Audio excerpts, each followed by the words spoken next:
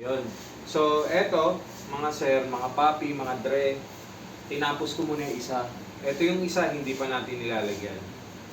So, eto, naka-level na to pang stage 2. Kung makikita niyo yung play kanina, dun sa unang-unang video, pagkalubog, mabilis yung balik, eto na siya ngayon. Kaya lubog, yan. Hindi siya ganun ka-bilis bumalik. So, parang may konting delay, tsaka mas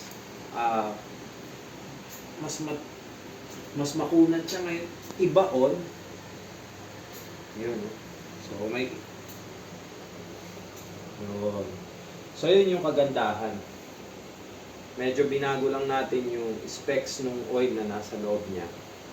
Tapos, yung ibabaw, lalagyan natin ng grease yan para medyo maging waterproof.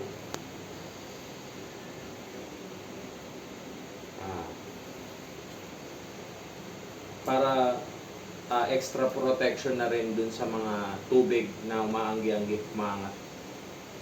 So, yun lang. Ito yung finished product. Kakabit na natin mamaya.